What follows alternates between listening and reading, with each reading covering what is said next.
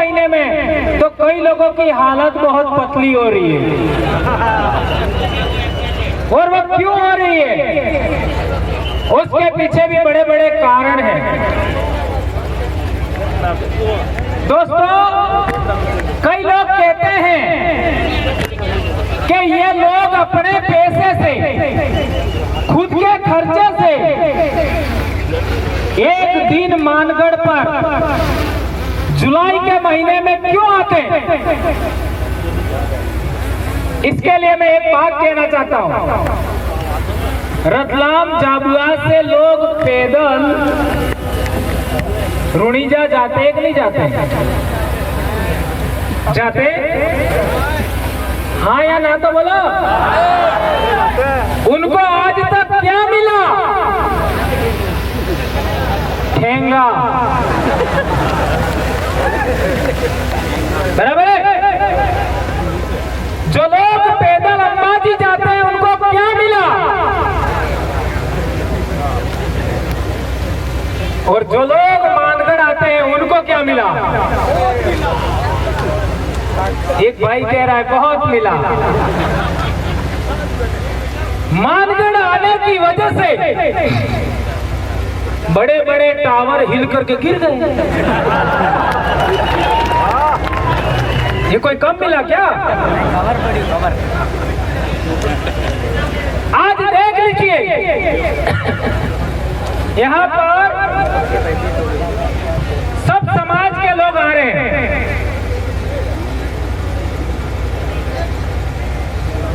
कई लोग कहते थे कि आदिवासी परिवार सबसे ज्यादा राजपूतों का विरोधी है।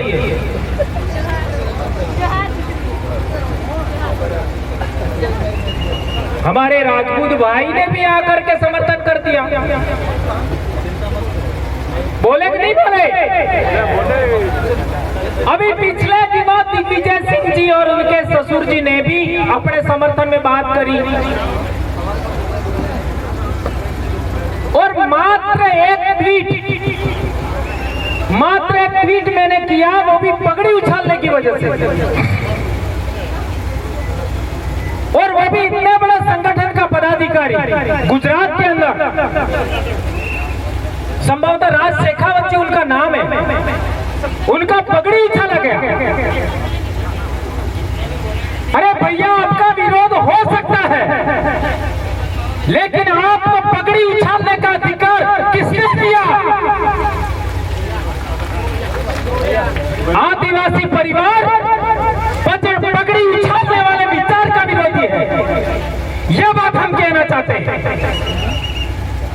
आदिवासी परिवार उस विचार का विरोधी है जो इंसान होकर इंसान के चेहरे पर पेशाब करता है।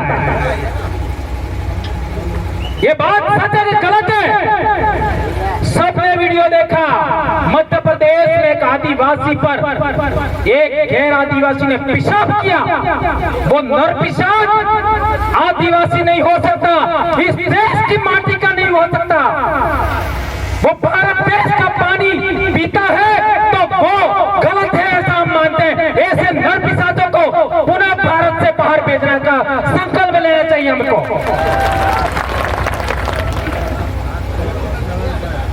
हमारे सिरोही के अंदर कार्तिक भील को मारा गया।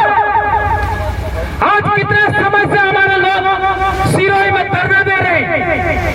कार्तिक भील का परिवार, उस परिवार की बात गहलोत सरकार ने नहीं सुनी। गहलोत सरकार को जाना पड़ा। और तो और जालोर भी हार गए। गहलोत साहब का बेटा। तो मेरे कहने का मतलब यह है, जो जो लोग हमारे विरोध में जाएंगे, बिलोनो हराम है, हारोगा।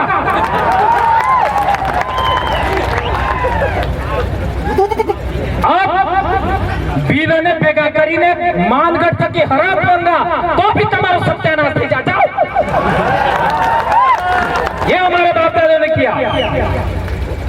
आदिवासी परिवार उस विचार का विरोधी है जिस विचार ने नेमावर में हमारी बेटियों को मार करके जमीन में जेसीबी से गाड़ दिया।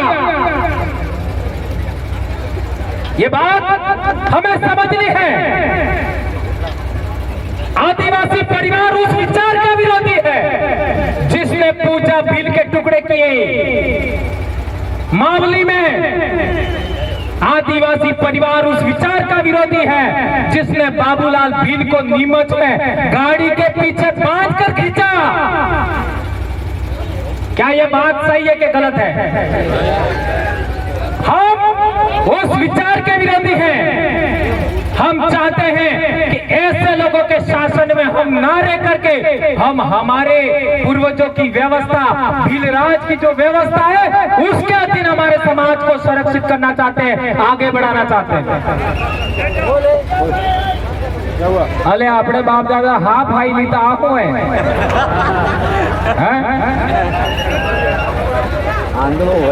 हमारे बाप दादा पे सीतरा में लड़ी जाता, बात आसी की झूठी, सीतरा में लड़ी जाता। ये कालिया नो कौन है? कालिया एक रोम माता अभी क्या था, डोंगरो ठीली दे। तो मेरे कहने का मतलब ये है हम उस विचार के विरोधी हैं। क्या सूरज कभी भेदभाव करता है क्या? हाँ, तुमको ज्यादा रोशनी देंगे, तुमको रोशनी नहीं देंगे। सूरज कभी ऐसा करता है क्या? क्या चंद्रमा किसी के साथ भेदभाव करता है क्या? इसलिए हमारे बाप दादे ये धर्म ध्वजा है ये आदिवासियों की। इन्हें टका तो नहीं है।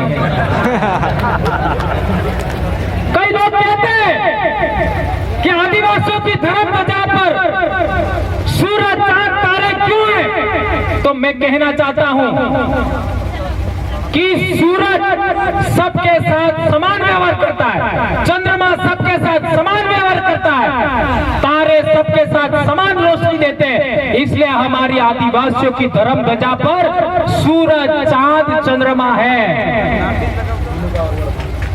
तो कई धर्म वालों ने सूरज अकेला ले लिया कि नहीं ले लिया, और कहते हैं हम बड़े हैं, और अपने आप को कहते हैं हम तो ब्रह्मा के मुंह से पैदा हुए हैं। अटलो झूठू मोड़ा था कि गाड़ी पैदा था लिखा है। अब ये झूठी बातें हमको मनवाने का प्रयास करते हैं, हम क्यों मानेंगे? आज से 2500 साल पहले गौतम बुद्ध ने कहा था, पहले जानो फिर मानो, पहले जानो फिर मानो। हम जांच करेंगे कोई इंसान मुंह से पैदा होता है कि नहीं होता, इसके बाद मानेंगे। कई लोग तो ऐसे भी बोलते हैं, हमारा जज था राजस्थान का, मोर के आंसू से मोरनी गर्भवती होती, ऐसा कहता था।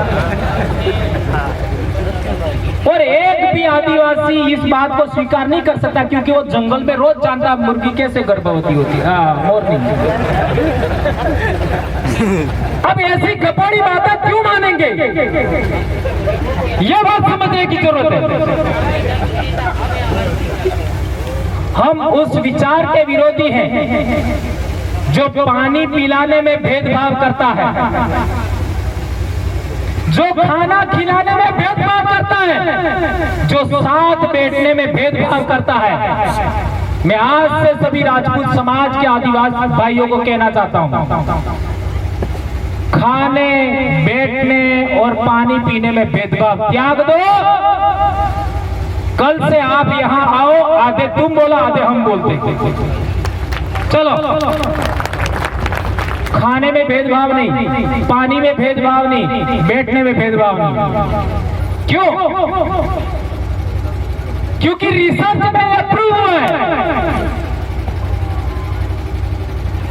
कि डीएनए जांच हो जाए तो आधा हमारा समाज निकलेगा। क्यों? हमारे समाज का जो शासक वर्ग था उसको कन्वर्ट करके आज जिस तरीके से करवाया जा रहा है उस तरीके कन्वर्ट करके हमारे समाज से अलग कर दिया। आज हमारे नेता हमारे समाज से अलग करके कन्वर्ट करके अलग किया नहीं किए, उसी तरीके हुआ है। इसलिए मैं कहना चाहता हूं गणतंत्र का इतिहास पढ़ो, राजतंत्र का इतिहास पढ़ो तो समझ में आएगा। हमारे पूर्वजों ने राजस्थान में हल्दी घाटी में हमारे राणा प्रताप को साथ दिया। हकीम खां सूर जो मुस्लिम समाज से थे उन्होंने साथ दिया।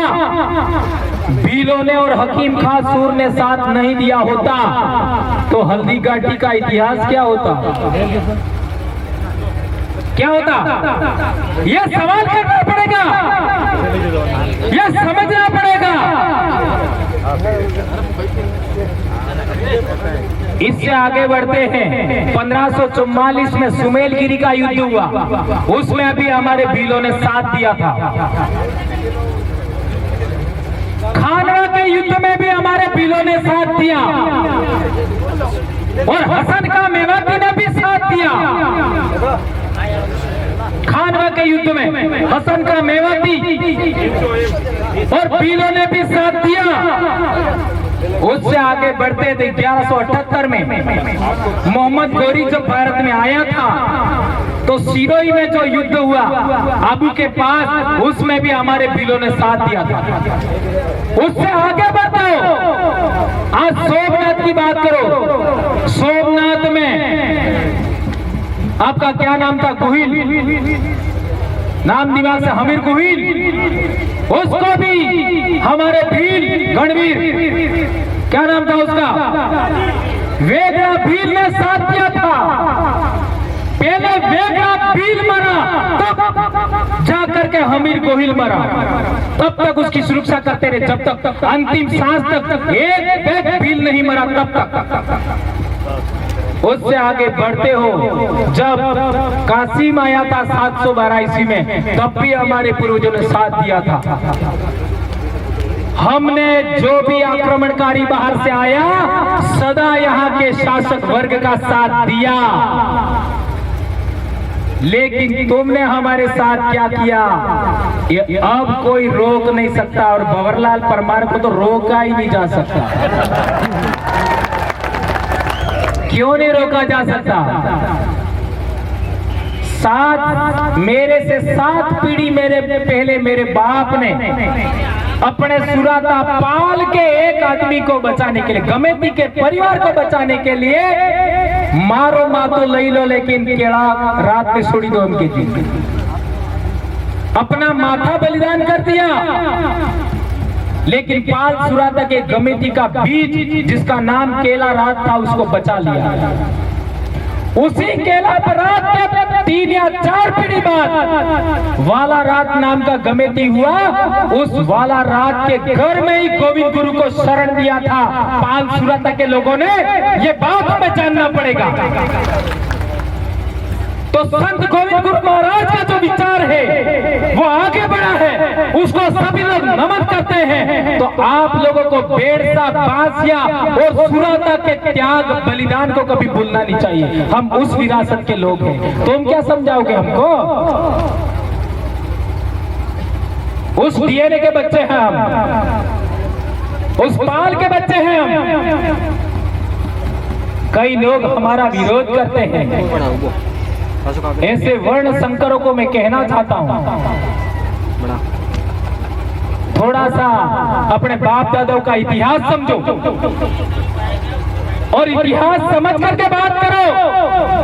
ये कारवा ऐसे खड़ा नहीं हो गया। ये लोग भंवरलाल परमार के लिए नहीं आ रहे, ये लोग कांतिलाल रोध के लिए नहीं आ रहे, ये लोग राजकुमार रोध के लिए नहीं आ रहे, ये लोग अन्य दूसरे साथी उनके लिए नहीं आ रहे। ये बात हमें समझना पड़ेगा, अन्यथा हम अपने आप को महान पुरुष मान बैठेंगे और दूसरे लोग कुछ नहीं रहेंगे।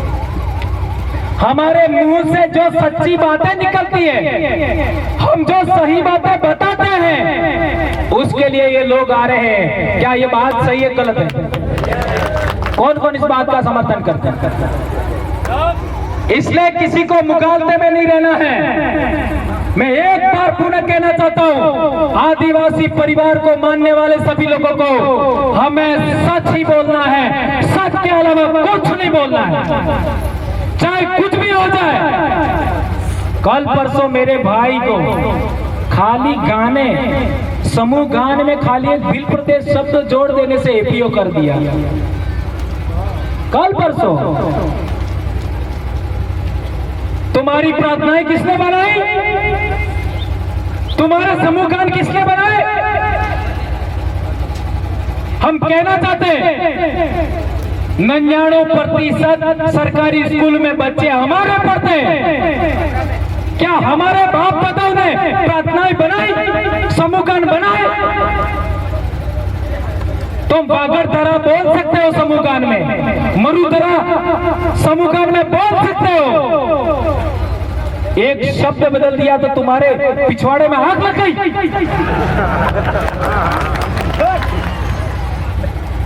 इसलिए कहना चाहता हूं, हम वो लोग हैं जिसने एक आदमी को बचाने के लिए सर कटा दिया। आज की तारीख में तो लाखों भंवरलाल परमार, क्या तोड़ दोगे? जाओ, जो करना कर लो। आज तक जितना भी हमारा विरोध में काम हुआ, जिस नेता को आगे किया हमारे विरोध में, वो हार गए हैं। और अब जो बचे वो भी हारेंगे। ये हरा पे आज तक बड़ा काबरानो हरा पे जाओ, हारोगे जितना हमारे विरोध में काम करोगे।